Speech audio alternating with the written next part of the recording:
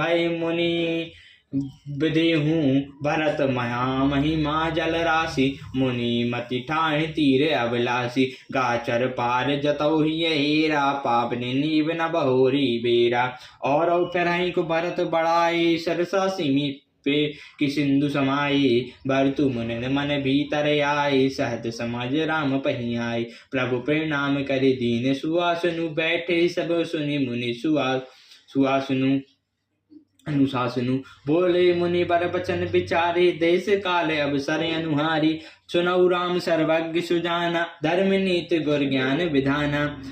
भरत जी के वचन सुनकर उनका प्रेम देखकर सारी सभा सत मुनि वशिष्ठ जी विदेह हो गए। भरत जी की महान महिमा समुद्र है, मुनि की बुद्धि उसके तट पर अबला स्त्री के समान खड़ी है। वह पार जाना चाहती है, इसीलिए उसने हृदय में उपाय भी ढूंढे, पर नाव जहाज या बेड़ा कुछ भी नहीं पाती। भरत जी की बड़ाई और कौन करेगा। तलैया की सीप में भी कभी समुद्र समा सकता है क्या।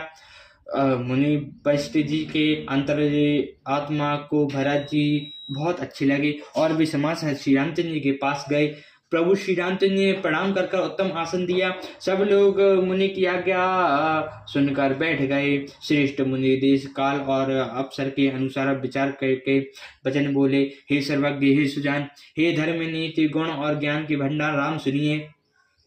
सबके उरे अंतर बसौ रामा जनऊ भावुक भाव सिया रामा पुरजन जैन भरत हित रामा हो कराओ पाओ सिया रामा।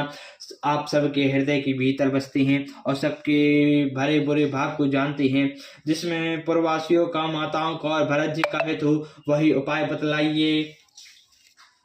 आरत करहि विचारी न खाओ सूझ जुआरी आपन ठाओ सुनि मुनि बचन कात रघुराओ नाथ तुम्हारे हाथ उपाओ सब कर हित रुख राऊ राखे आयसु किए मुदत पर भासे प्रथम सु आयसु मोह कहु सुख होई माते मनई करो सिय सोई पुनि जेहि का जस कहो गुसाई सो सब भांति घटहि सेवकाई। कह मुनि राम सत्य तुम भाषा भरत सनह विचारु न राखा तहित कहो बहोरी बहोरी भरत भक्ति बस भई मति मोरी मोरे जान भरत रुचि राखी जो की जो सो शुभ शिव राख साखी।